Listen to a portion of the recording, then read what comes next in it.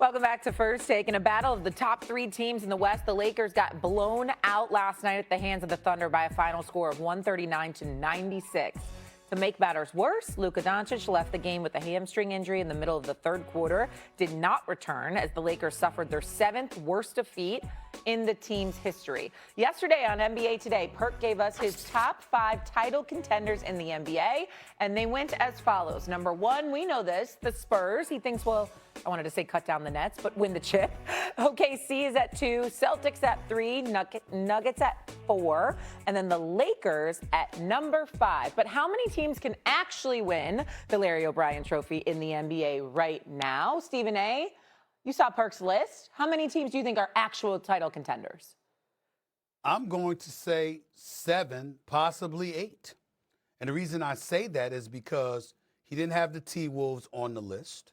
Okay, it's possible with Ant-Man. What if he explodes? I mean, we can't just summarily dismiss that. He didn't have my Knicks on the list. Not that they deserve to be based on how they've looked lately and only beating sub-500 teams. But damn it, they still the Knicks. They were in these conference finals last year. It's the same talent that's on the squad this year. I'm not going to summarily dismiss my Knicks. And I can't, even though I'm not pleased with how they guard, Cleveland can put up buckets on anybody at any given moment.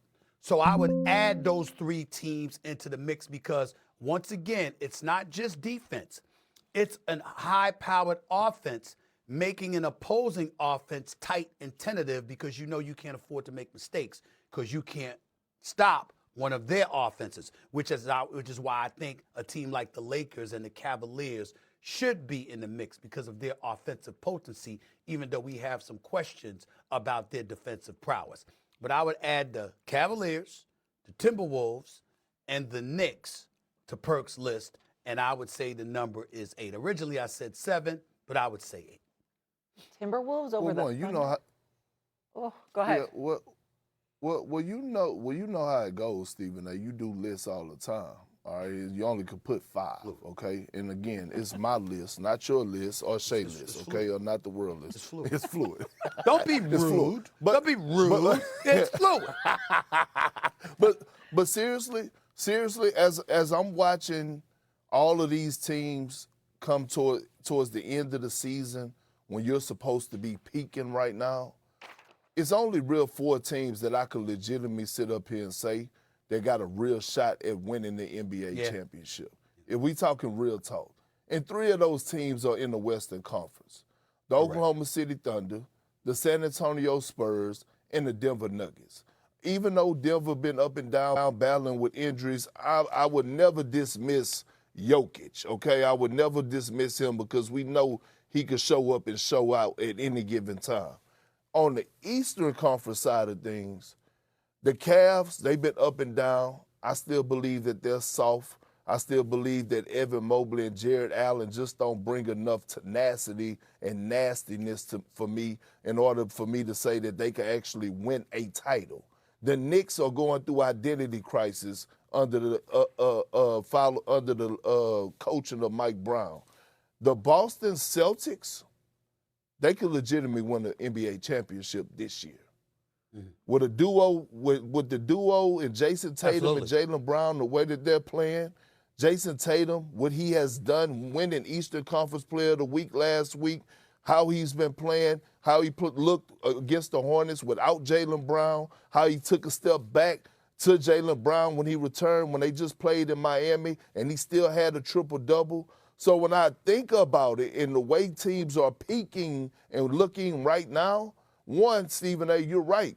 You got to get buckets, but you know the saying, defense go win you championships. And when I look at the Spurs, OKC, and Boston, all of those teams are defending their asses off, and all of those teams are top 5 defensively. We both made a mistake. Perk. You did your top 5 list, right? They asked the question, how many teams can legitimately win an NBA title? I said 8. And we basically talked about the core 4. We both had brain fog with this, in my opinion. How do you leave out the Detroit Pistons?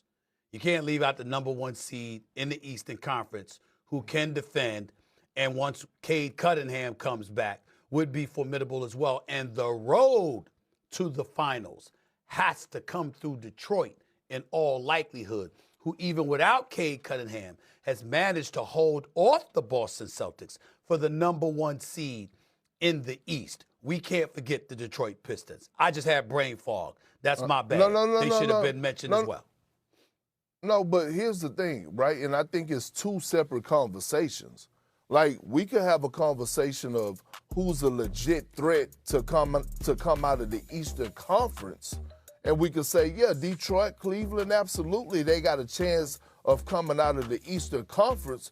But when they get to the Promised Land, they're not going to complete the mission. But, yeah, they have a legit chance of coming out of the conference. I think that's two different conversations. But, again, when I look at this top three right here, I think I for sure got the top three right.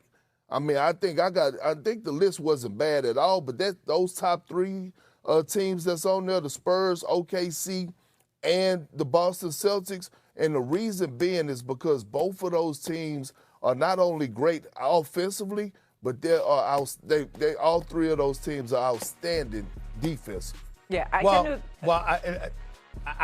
would say to you, can't rule out Denver because Jokic is arguably the best in the game. He's spectacular. And Jamal Murray has been coming on strong. Mm-hmm. And we know what those brothers do. We know what those brothers do in the postseason. And in the game of basketball, if you have two stars playing like stars and this supporting cast simply does their job, then Denver is hell to deal with. And on the east side, Detroit, it's not only that they defend, they have size too. So you ain't bullying them around. It's going to be the other way around. Mm-hmm. I wouldn't sleep on Detroit giving hell for an opposing team in the Western Conference, whether it be San Antonio or OKC or Denver.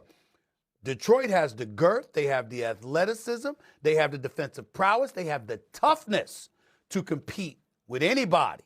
Boston should still be the favorites out of the East. I agree with you there, but I can't dismiss Detroit. In terms of your core five to win a title, OKC, San Antonio, Boston, definitely so. But looking at Denver and Detroit, yes, got to throw them in there. So you'd take the Lakers off the list. And I would push back on the Timberwolves. Yes. Maybe they could come out of the West, but there's no way they're taking down the Thunder or the Spurs. It feels like they're kind of in a separate tier as well. All right, let's go to baseball. Perk, we'll see in a little bit. The Pirates are calling up Connor Griffin, the #1 prospect in baseball, ahead of their home opener today.